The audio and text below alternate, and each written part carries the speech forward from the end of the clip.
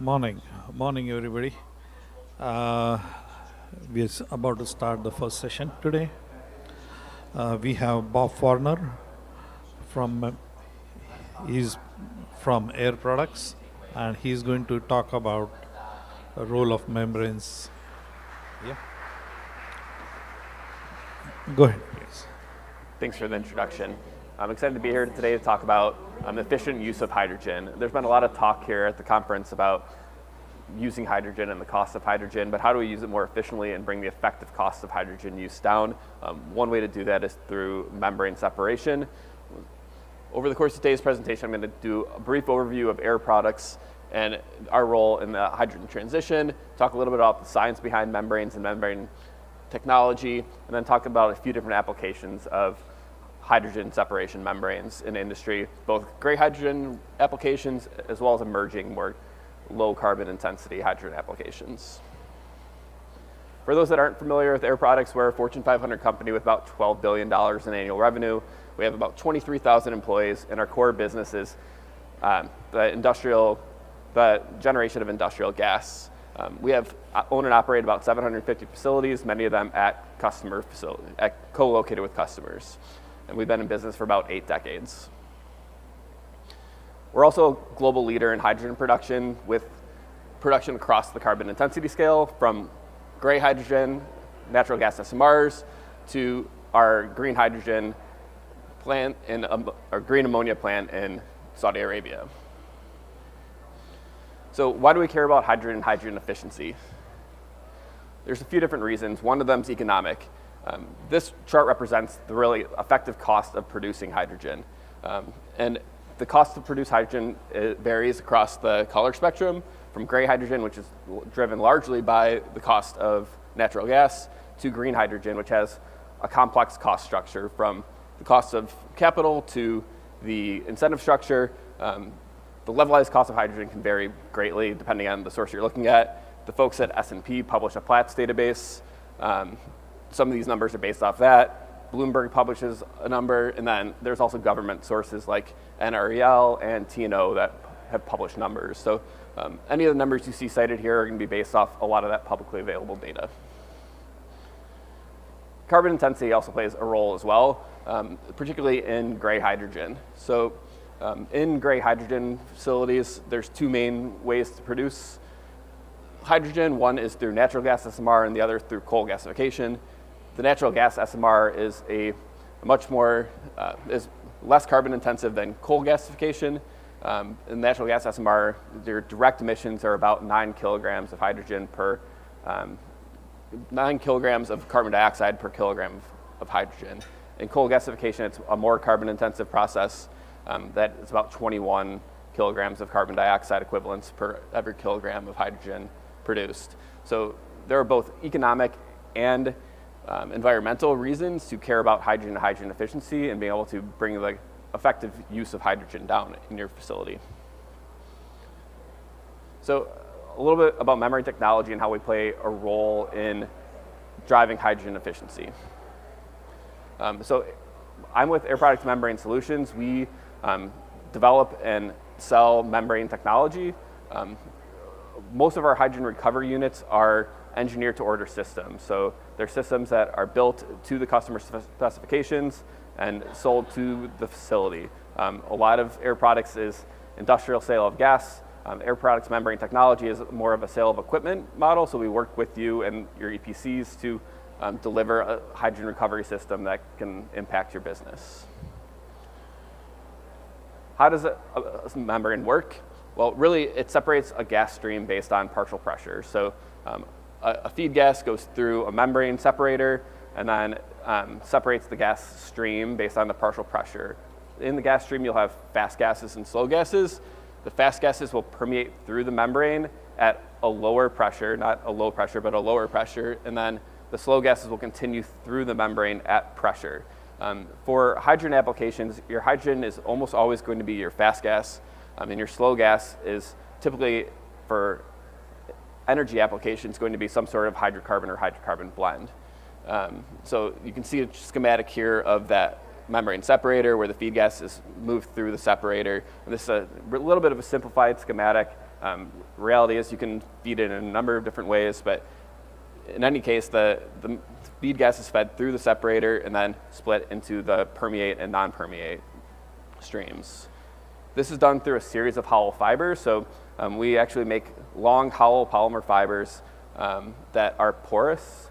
And then as the feed gas goes through there, the gases permeate through that fiber based on that partial pressure differential. They're modular, so you can have one module for a small feed and many modules for a larger feed. The efficiency of the separation is driven by a number of different factors, one of them being feed rate, the pressure of the feed will impact it, as well as temperature. So what type of applications can you use? Where are they used in the energy industry? Membranes can be used in a wide variety of places in a refinery, both traditional refineries as well as biorefineries. Each of the blue boxes on this chart represents a potential for a membrane recovery unit. Really today I'm going to focus on refinery offgas and the hydrotreater purge gas recovery from an established application perspective. Here you have a schematic of a typical refinery offgas process for us, where you have your feed gas go through a mist eliminator, it moves on to a heater, and then into the membrane separation unit where it separates out the gas. Typically, a refinery offgas is heavy in hydrogen load, and with the remainder made up of some sort of hydrocarbon blend.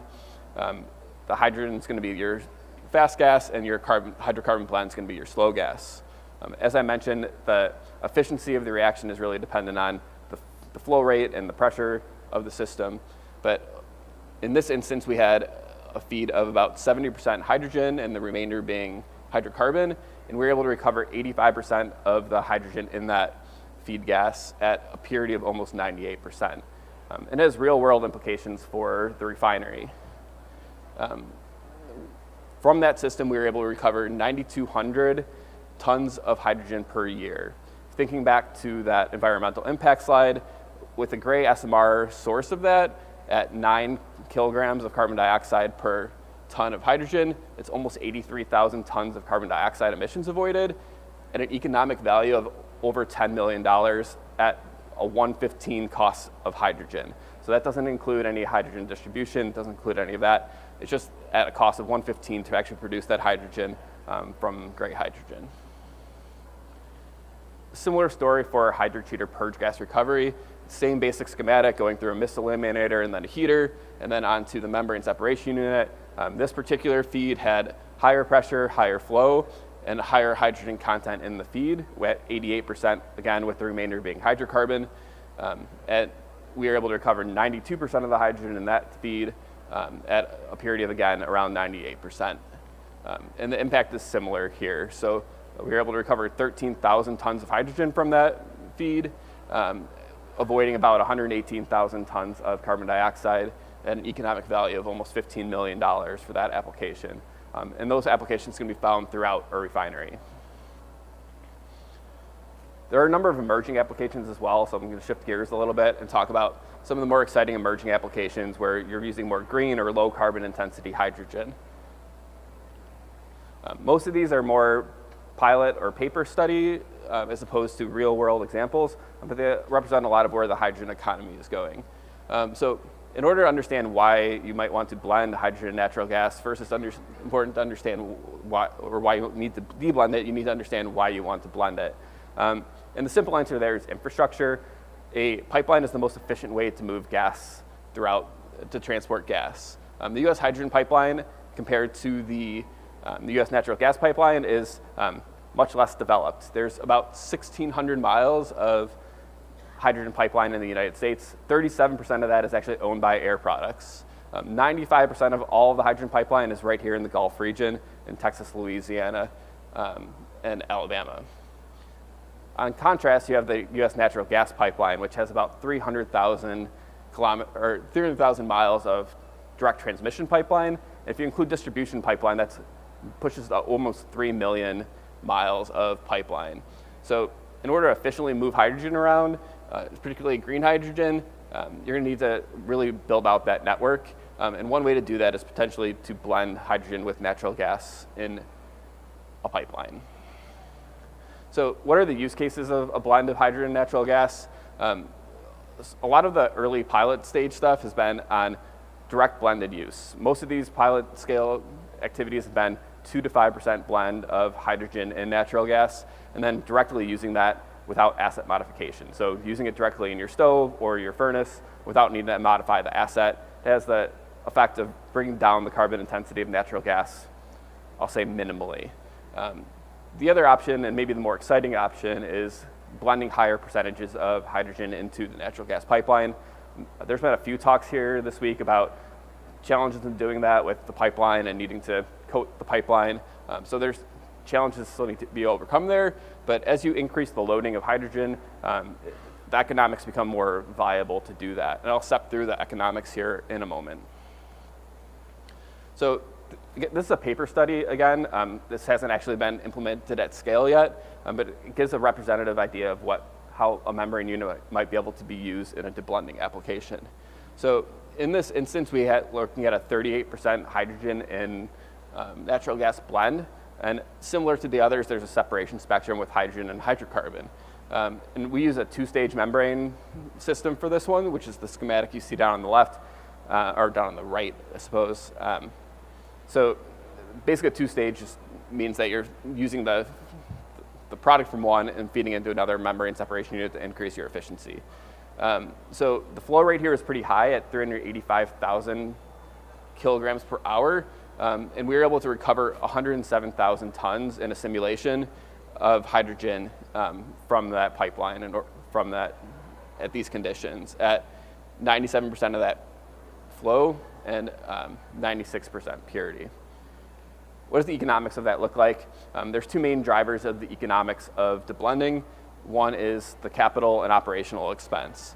So in this instance, I spread out the capital expense over a 15-year period, and the operation expense pegged it to about 3.5% of the CapEx.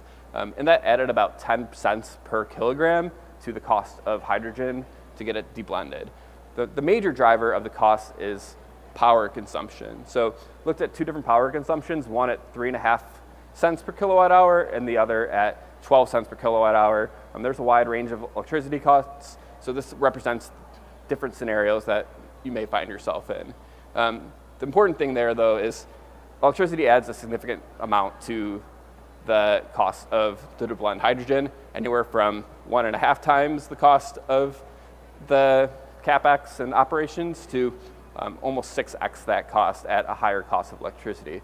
So it's really important to be able to manage your electricity costs in order to be able to make this an economically viable pathway.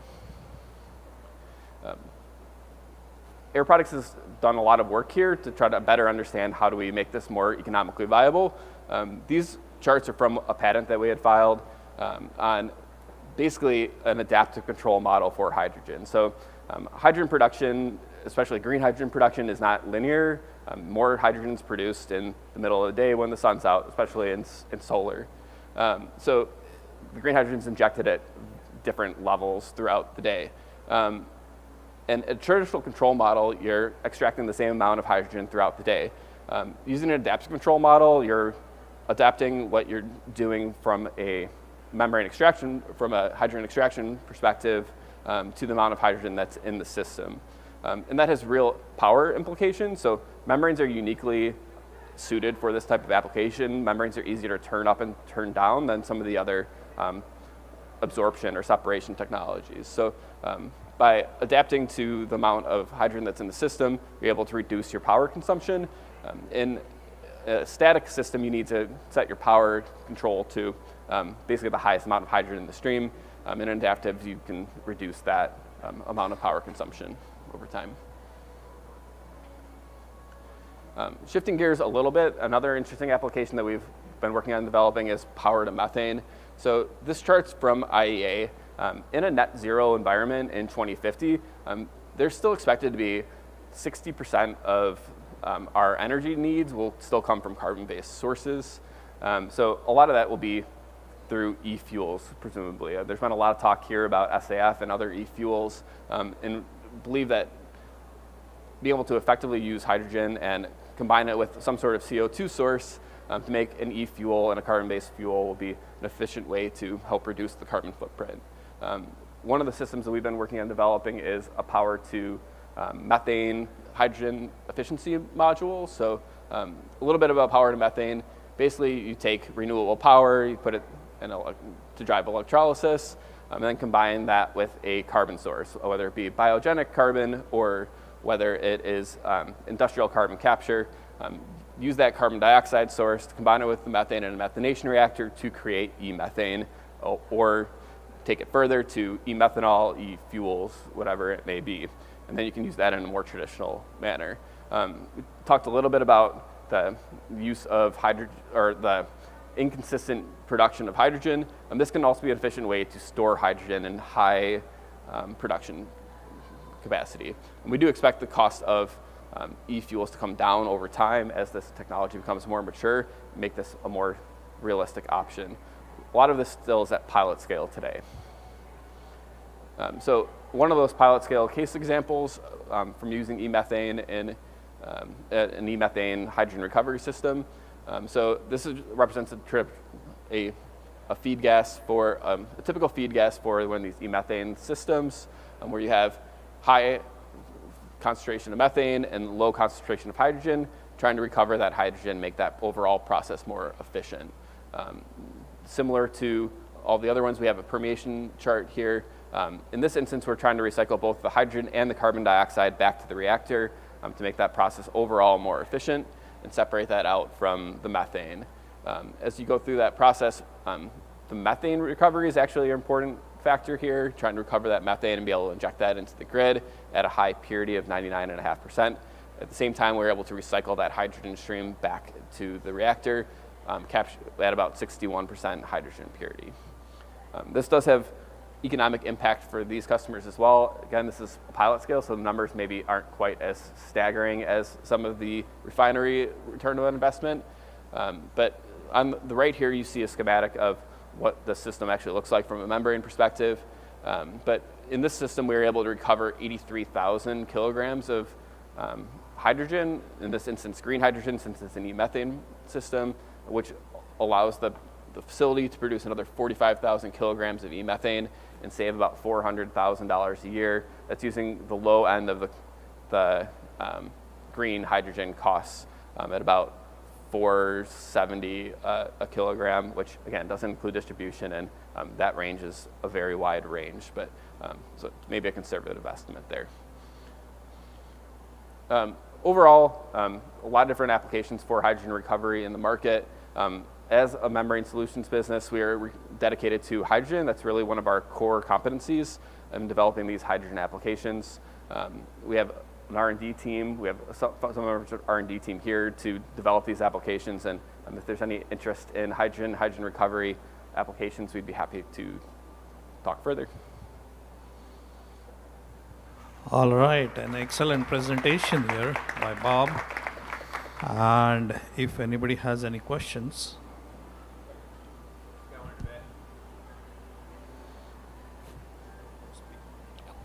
So good presentation, by the way. So my question is, for traditional hydrogen production like steam methane reforming, how does membrane separation compare to pressure swing absorption? Can it be a substitute? What are the economics or scale when you compare the two?